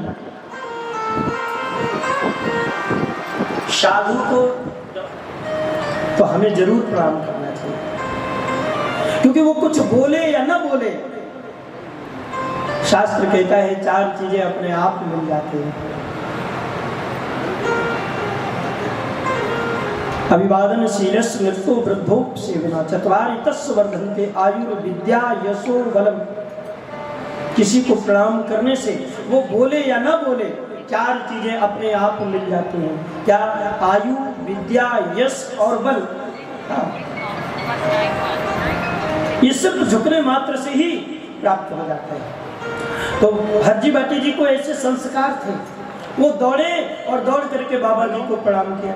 अब महाराज किसी को प्रणाम करो तो वो बोलेगा तो निश्चित, ये तो स्वाभाविक है। कोई एकांत हो और कोई जा रहा हो, अचानक आप उसे प्रणाम करो। एक तो महाराज प्रणाम करने के भी कई नियम होते हैं। कुछ लोग जाते हैं बस ऐसे झुके, हमने राजस्थान में देखा है, पंजाब में महाराज, वो आप खड़े हैं ना तो वो जाएंगे बस इतना करेंगे, उन्होंने कहा ठीक है। जबकि प्रणाम करने के भी कई संतों ने नियम बताए हैं। गुरुओं को प्रणाम कैसे करना चाहिए, माता पिता को प्रणाम कैसे करना चाहिए। देखिए, माता पिता को प्रणाम करना, गुरु को प्रणाम करना, भगवान को प्रणाम करना है तो दोनों हाथों से प्रणाम कीजिए। अगर ना आप लेट के कर पा रहे हैं, हाँ, क्योंकि आजकल लेट करके प्रणाम करना तो लोगों को लगता है राम राम, ये तो बहुत बड़ी टेंशन डाल दी। तो अगर ऐसा नहीं कर सकते तो कम से कम दोनों हाथों से आप प्रणाम कीजिए, है ना। क्योंकि अगर साइंस की दृष्टि से भी देखेंगे तो जब माता पिता, गुरु और भगवान के जो पैर के नाखून है ना, उनमें जो अपने हाथों के नाखून हैं, जब हम लोग स्पर्श करवाते हैं तो हमारे हाथों के नाखूनों में तेज खींचने की मतलब क्षमता होती है। और जो पैर के नाखून होते हैं, महापुरुषों का कथन है कि जो पैर के नाखून होते हैं, इससे महापुरुषों की शक्ति का ह्रास होता है किसी चीज को। इसीलिए गुरु का अंगूठा जो होता है पैर का, उसका पूजन किया जाता है। गुरु पद नख मन मणि मन ज्योति, सुमरत दिव्य दृष्टि ही होती। तो महाराज हरजी बाटी जी ने जब प्रणाम किया तो बाबा रामदेव जी ने आयुष्मान भव नहीं कहा, ना कोई आशीर्वाद दिया, क्योंकि ठान के ही आए थे कि भक्त को परेशान करना है। तो सीधा डायरेक्ट क्या बोले, बोले भाटीरा भाटीरा माने भूख घड़ी लागी। कहने का भाव सरल भाषा में समझिए कि बाबा ने हरजी बाटी से कहा कि हरजी बाटी मुझे भूख लगी है, लेकिन राजस्थानी भाषा में भाटीरा। अच्छा, एक बात ये भी निश्चित है कि किसी से कुछ लेना हो, भले ही वो उम्र में छोटा हो, बच्चा हो, आपका बच्चा हो, पड़ोसियों का बच्चा हो, किसी से कोई काम करवाना हो, और अगर आप प्यार से बुलाए कि बेटा इधर आओ, हमारा ये काम करके आओ, तो हो सकता है संभवतः वो कर दे।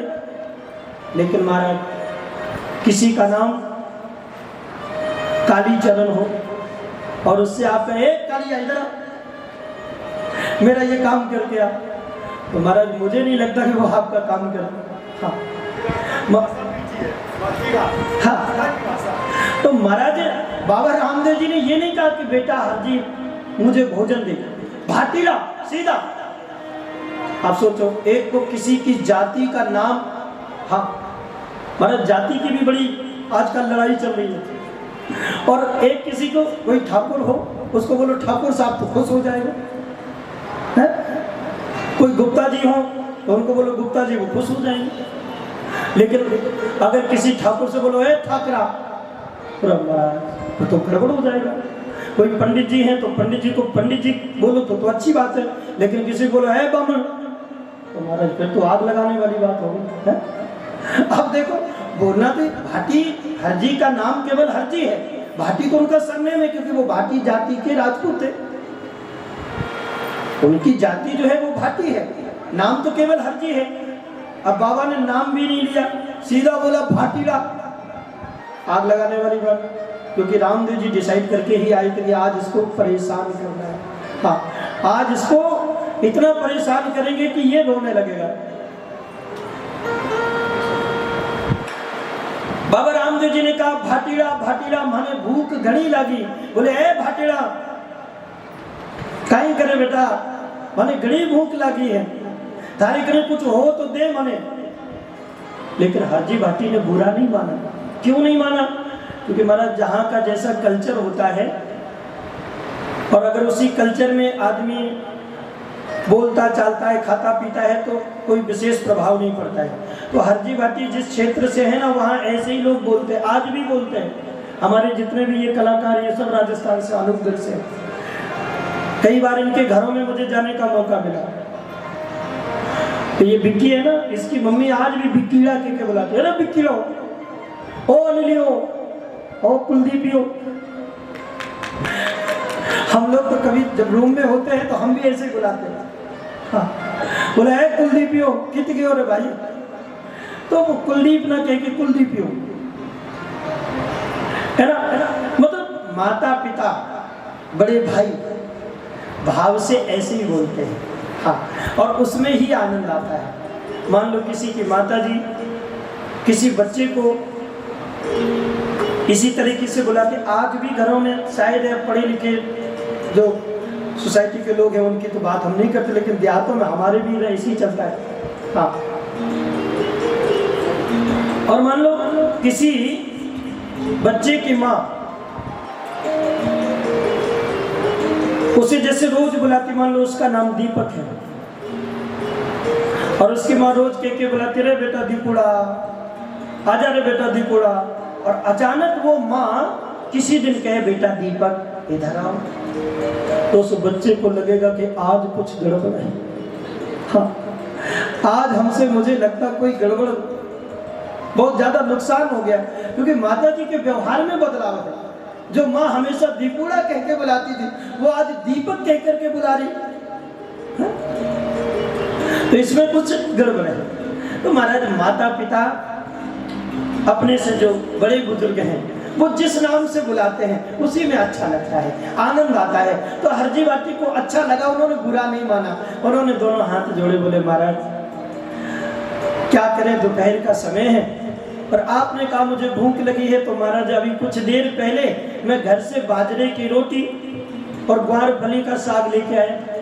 अच्छा, राजस्थान में क्या होता है, ग्वार फली की सीजन पे वो जो इधर दरारी की वो भाजी बोलते हैं, उधर ग्वार फली बोलते हैं, तो लोग क्या करते हैं उसको सीजन पे काट के सुखा लेते हैं, फिर वो साल भर उसका प्रयोग करते हैं। तो बोले महाराज बाजरे की रोटी, अच्छा बाजरा वहाँ 12 मास खाया जाता है, यहाँ तो अपने क्या एक सर्दियों में थोड़ा बहुत, हाँ, और अगर आप गर्मियों में खा लें तो महाराज फिर तो हो गया आराम, पार कर दे, थोड़ा गर्म होता है। लेकिन राजस्थान के लोगों में क्षमता होती है और वहाँ की बाजरी भी बड़ी मीठी होती है। वहाँ आज की तरह खाद बीज इत्यादि वो आजकल केमिकल डाल के नहीं, वहाँ तो टिब्बों पर जो बाजरी होती है बस बरसात हुई और फेंक दी, वो अपने आप निकल आती है। और महाराज उस बाजरी की रोटी आप खाओ, आहा, और उस बाजरी की रोटी में थोड़ा सा घी हो, अरे क्या बात, हाँ? तो महाराज मोहन भोग फीका है, प्रेम से बोलो गोविंद भगवान की। तो हरजी बाटी जी ने कहा कि बाबा बाजरी की रोटी और ग्वार फली का साग में लेके आया था, लेकिन कुछ ही देर पहले मैंने मध्याह्न के भोजन में हाँ उसे ग्रहण कर लिया, अब बाबा मेरे पास कुछ भी नहीं है, क्षमा करना, अगर होता तो मैं जरूर देता।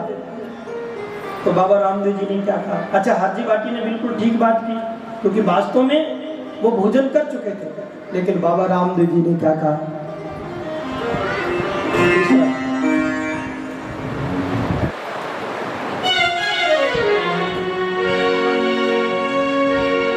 एक कोड़ो रे भाटीला थे तो अरे कूड़े घना बोलो,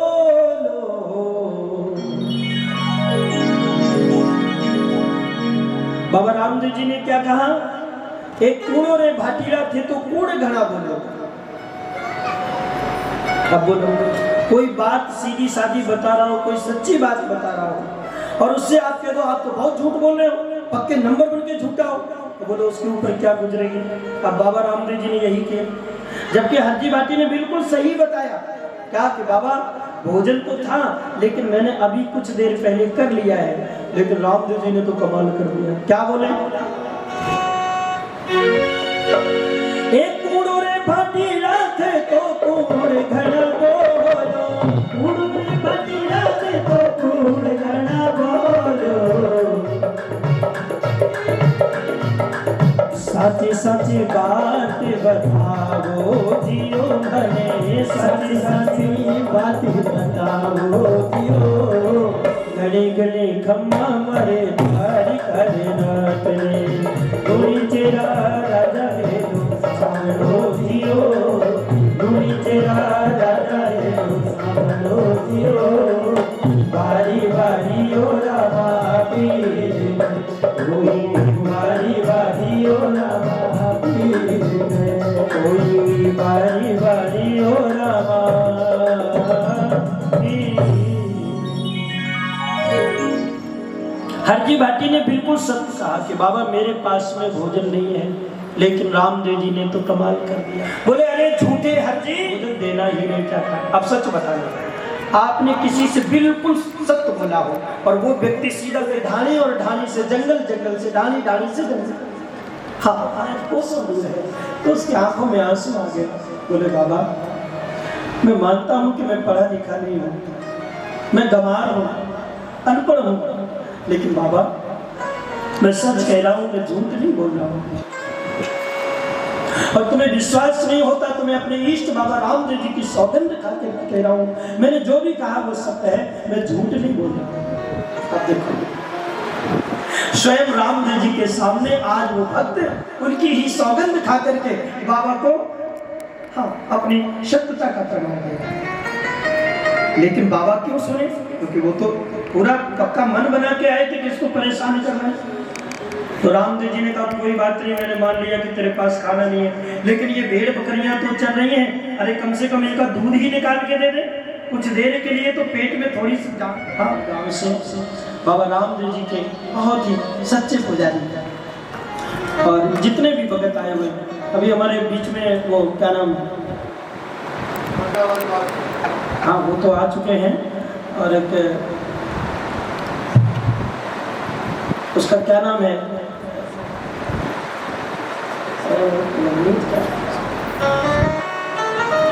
नवदीप, हाँ दिमाग से निकल गया, अभी छोटी उम्र का बालक है और उसने भी डोंगरगढ़ में प्रण ठान लिया, बाप जी से बोला, क्योंकि बाप जी का बड़ा लाडला चेला है। और वैसे तो गुरुओं का भगवान के दरी खाने में सभी बराबर होते, लेकिन कुछ जो छोटे उम्र के होते हैं उन पर ज़्यादा ही कुछ स्नेह रहता, बात सुन रहता है। ये आ गया, क्या बात है। तो ये हमारे नवदीप भैया इन्होंने जिद कर ली, बोले बाप जी कथा करवानी है और बहुत भव्य कथा करवानी है। बाप जी ने भी बोल दिया, बोले करवा ले, हो जाएगा।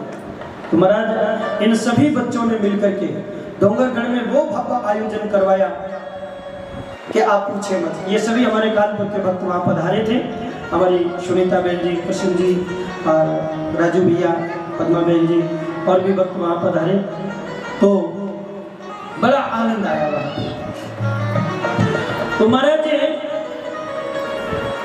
हरजी बाटी बिल्कुल सत्य बोल रहे हैं, लेकिन बाबा सुनने को तैयार नहीं है। अच्छा एक काम करते हैं, आज बाबा को हरजी बाटी के पास ही रहने दें, है ना, आगे की कथा हम लोग कल सुनेंगे।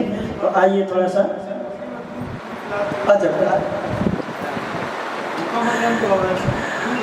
तो महाराज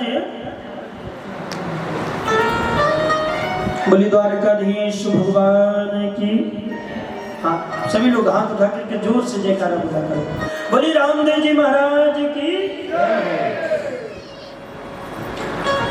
भगवान ने कहा अरे हरजी मैं जान रहा हूं कि तू झूठ बोल रहा है और तू मुझे कुछ देना नहीं चाहता, कोई बात नहीं, तू मुझे भोजन मत दे, लेकिन तेरी ये जो भेड़ बकरियां चल रही है ना बेटा, ये काम कर, तेरे पास भोजन नहीं है कोई बात नहीं, इन बकरियों से थोड़ा दूध निकाल करके ला दे, कुछ देर के लिए मुझे थोड़ी देर के लिए शांति मिल जाएगी, क्योंकि महाराज जब भूख लगती तो कुछ अच्छा नहीं लगता है।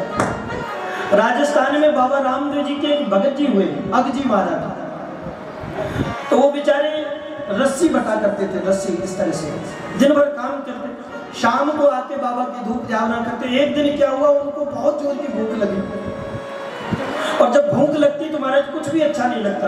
अब वो शाम को आए तो देखा कि श्रीमती जी रोटियां बना रही गरम गरम, और समय हो गया बाबा की धूपिया का। अब वो असमंजस में पड़े कि पहले रोटी खाए कि पहले धूप करें। अब वो काफी देर तक सोचते रहे, करें तो करें क्या, पहले भोजन करें कि धूप करें। अंत में वो बाबा रामदेव जी के पास में पहुंचे जहाँ पूजा करते थे, और खुल करके बोले ही दिया। तो एक दोहा लिखा, बोले अगजी कहे अजमाल रा, ध्यान से सुना, देखिए भक्त का क्या भाव होता है। बोले अगजी कहे अजमाल रा, माने लागे भूख। बाबा से बोल दिया, बोले देखो बाबा आज मुझे क्षमा करना, हाँ आज तो मुझे बहुत जोर की भूख लग रही है। उन्होंने लिखा, बोले अगजी कहे अजमाल रा, माने लागी भूख, और बोले पहले जीमा रोटला थारी बाद में कर दो। बोले महाराज आज माफ कर दो, आज तो पहले रोटी खाऊंगा, बाद में थाली दूध पीऊंगा। हाँ, तो अगजी कहे अजमाल रा माने लागी भूख, और बोले पहले जीवा रोटला बाद में करसी दूध, है ना। तो कभी कभी अगर भूख ज्यादा लगे, हाँ, तो भगवान की पूजा में अगर थोड़ा बहुत विलम्ब हो जाए तो कोई बात नहीं, काफी पड़े हैं इनको खिलाने वाले। हाँ, तो पहले एक बार, लेकिन बाबा से बोल दो, है ना, कि बाबा आज भूख ज्यादा लग रही है तो आज थोड़ा क्षमा करो। तो भूख होती है। भगवान ने कहा कि बेटा कोई बात नहीं, तू बकरियों का दूध ला दे। अब हरजी बाटी जी फिर चुप। बाबा ने कहा क्या बात है, दूध बकरियों का।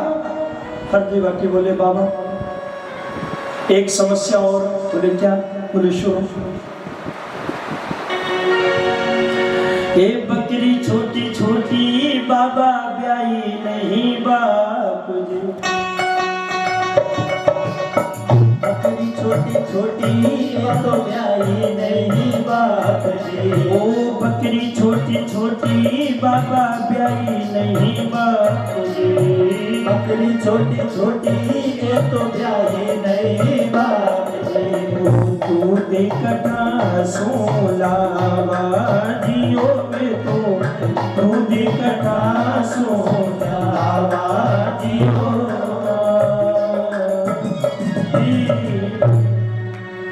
ये भी बकरियां हैं, इन एक भी बकरियों में से, इन इतनी बकरियों में से एक भी, या फिर हमारे इस टोली में कुछ ऐसी बकरियां हैं जिन्होंने गर्भ धारण किया लेकिन बच्चों को जन्म नहीं दिया है। पर मैंने सुना है कि जो मादा पशु होते हैं जब तक लेने के योग नहीं, मैंने भी तूने झूठ बोला, फिर से झूठ बोल रहा है। हरजी बाटी ने कहा बाबा मैं कैसे तुम्हें समझाऊं, मैं कैसे तुम्हें विश्वास दिलाऊं, बाबा मैं जो भी कह रहा हूँ इस सबसे कहा बाबा आपको मैं कैसे बताऊं, क्योंकि ये बकरियां सब मैं नित्य ही चराता हूँ और इनकी सबकी जिम्मेदारी मेरे ऊपर है, इसलिए एक एक बकरी से मैं भली भांति परिचित हूँ। और कमंडल लेकर के महाराज जहाँ बकरियां चल रही थी तो एक बकरी के पास में जिसने गर्भ धारण किया हुआ है, गर्भवती बकरी के स्तनों के पास बैठे और बोले बाबा देखो दूध नहीं है। और महाराज उसके स्तन को पकड़ा और बाबा की तरफ मुंह करके बोले कि देखो बाबा इन बकरी में, इस बकरी के नीचे दूध नहीं क्योंकि ये गर्भवती है। लेकिन महाराज हुआ क्या, जैसे हरजी बाटी ने ये कहा कि दूध नहीं है, अचानक उस कमंडल में दूध भराया। प्रेम से बोली श्री रामदेव जी महाराज की। एक चमत्कार हो गया, जो कमंडल बाबा ने दिया था वो अचानक दूध से भर गया। अब हरजी बाटी जी को बड़ा आश्चर्य हुआ कि मैंने तो सुना था कि बकरी जब बच्चे को जन्म देती इसके बाद दूध देती है, लेकिन आज तो गजब हो गया। जिस बकरी ने अभी तक बच्चों को जन्म नहीं दिया है उससे दूध निकल आया। अब तो हरजी बाटी जी महाराज बड़े शर्मिंदा हुए, क्योंकि उनको लगा कि मैंने मना किया था लेकिन मेरे मना करने के बावजूद भी दूध निकला है, तो इसका मतलब मैं झूठा साबित हो गया। अब महाराज हरजी बाटी जी आए और आकर के जो कटोर और कमंडल जो था वो बाबा रामदेव जी को दे दिया। कहा प्रभु हे साधु महाराज इस दूध का पान करो। अच्छा इतना सब कुछ हो गया, हरजी बाटी को अभी तक पता नहीं है कि जो हमारी परीक्षा ले रही है हमारे भगवान है। वो तो मात्र उनको एक साधु समझ रहे, एक संत समझ रहे हैं। हाँ, उनको नहीं पता है कि जिसकी दिन रात हम माला जपते हैं, दिन रात जिसका नाम जपते हैं वही भगवान मेरे सामने खड़े हैं। भोले भाले भगत को नहीं पता है। और महाराज जैसे भगवान रामदेव जी महाराज को कमंडल दिया और भगवान ने उस दूध का पान कर लिया। प्रेम से बोली द्वारिकाधीश भगवान जय हो। कथा हाँ कथा बड़ी विस्तार वाली है, विस्तार से हम लोग कल ही सुनेंगे, आज समय हो रहा है। इसलिए हरजी बाटी के द्वारा दिया हुआ दूध बाबा रामदेव जी ने पान किया। अब कल विस्तार से इस कथा को और सुनेंगे और इस कथा की बारीकियों को और इसके भाव को भी समझेंगे कि आखिर ऐसा कैसे हुआ। बाबा रामदेव जी ने बिन ब्याई बकरी से दूध निकलवाया और उसे पान कर लिया, जबकि ये शास्त्र सम्मत नहीं है। देखिए भगवान जब भी जिस युग में आते हैं तो धर्म की स्थापना करते हैं, है ना, और अधर्म का नाश करते हैं। हम लोग जयकारा लगाते हैं ना, बोलो धर्म की जय हो, अधर्म का नाश हो। तो भगवान क्या करते हैं, बोले धर्म की वृद्धि करते हैं, अधर्म का नाश करते हैं। लेकिन महाराज एक बिन ब्याही बकरी से दूध निकालना ये शास्त्र सम्मत नहीं है, ये धर्म नहीं है। तो इसलिए भगवान ने क्यों निकाला, इसका क्या रहस्य है, वो कल हम आपको बताएंगे। आज की कथा यहीं पर है। के बाद आप सभी प्रसाद ग्रहण करके ही अपने का क्या नाम है कवि जी के,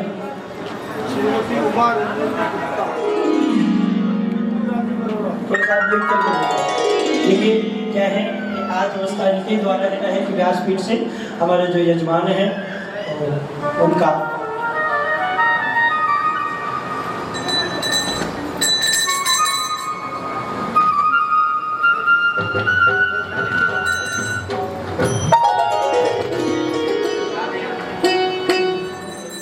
आज के ये मुख्य यजमान है, इनके द्वारा ही ये पूजा संपादित हो रही है। और आज की जो ये सारी व्यवस्था है, हरे अजमल अवतार दियो, हरे अजमल डूले, पूजा में बाबा होवे हरि आरती हो।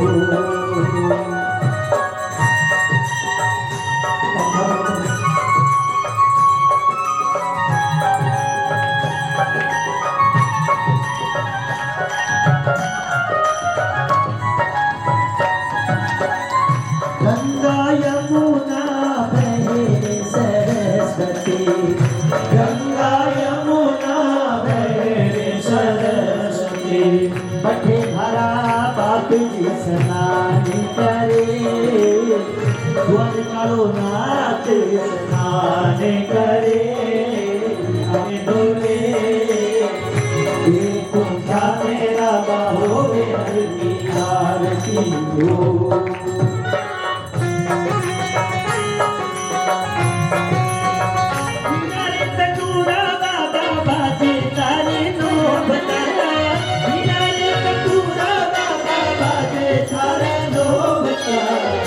झलरी झनकारी होवे, झलरी झनकारी, हर जी भाटी तवरे डोले, पूजा मेरा होवे हरि आरती हो।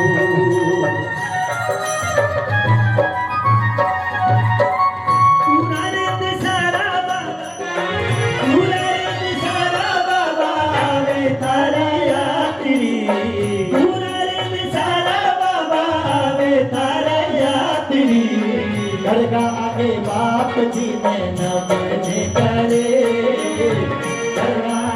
करे हरि आरती, हर जी भाटी चवरे डूले, पुकारे बाबू में हरि आरती हो।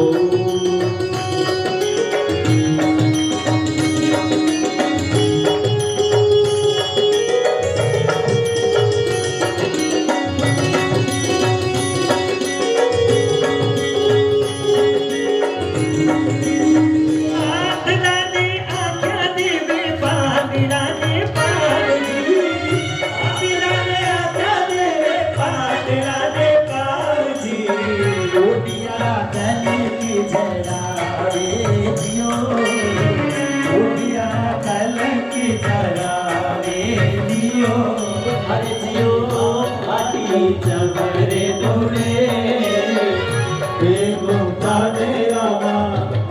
हरि आरती हो।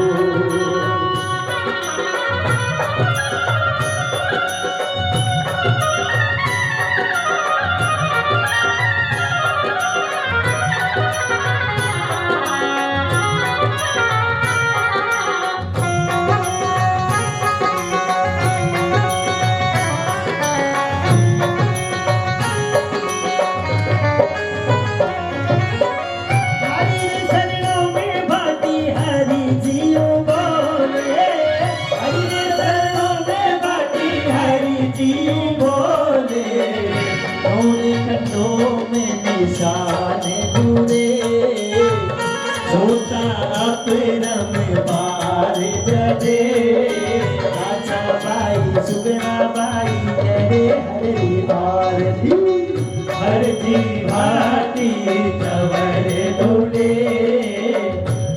तो ताने रामा होए हरि भारती हरे राम राम राम हरे कृष्ण कृष्ण कृष्ण हरे राम राम राम कृष्ण हरे राम राम राम हरे कृष्ण कृष्ण कृष्ण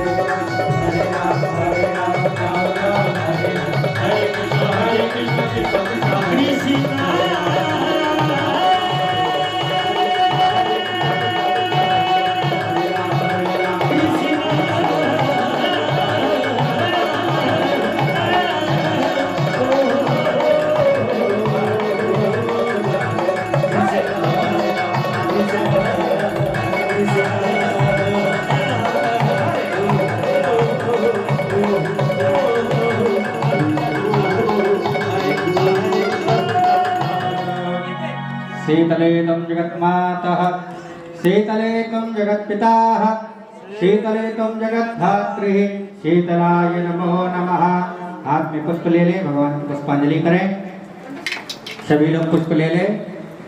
ओम श्री यज्ञेन यज्ञवयजन्त देवासा निधर्माणे प्रथमान्यासन्नः देहनाकं महिमानः विश्वतं मखा विश्वतं बाहुरदर्शतपात्तं बाहुभ्यं धमति सप्रत्यावा भूमिदनयद्देव एकः। ॐ एकदन्ताय विद्महे वक्रतुण्डाय धीमहि तन्नो रुद्रः प्रचोदयात्। हरि ओम् अजबलसुताय विद्महे नेतलवल्लभाय धीमहि तलमञ्जरीभे त्वाम्बोजयामि जगदीश्वरमे प्रसीद। ॐ नारायण परमेश्वरः सुमन सुगन्धित सुमनलय सुमन सुगन्धि अपार पुष्पांजलि अर्पण करो बाबा करो स्वीकार। मंत्र पुष्पांजलि समर्पयामि। सभी लोग पुष्प अर्पण कर दें, जयकारा लगाए। बोलिए सियावर रामचंद्र, बोलिए अजमल घर अवतार की, बोलिए हरजी भाटी की, बोलिए गोसाई जी महाराज की, बोलिए सालासर धाम की, बोलिए रुणीचे धाम की, बोलिए गजानन धाम की, बोलिए पिठोर के रामदेव सरकार की, बोलिए शंकर भोलेनाथ की। भद्राणी यजमान को पूजन करना है, वो संपर्क कर लें, भगवान की कथा श्रवण करें और समय से पूजन। 1 से 4 बजे तक और कल भी 1 से 4 बजे तक कथा श्रवण कराई जाएगी। उसके बाद 4 से लेकर के जब तक भगवान की कृपा होगी, भगवान की इच्छा, तब तक आप सभी भक्त श्रवण कथा श्रवण करेंगे। तो सभी भक्त आवेंगे।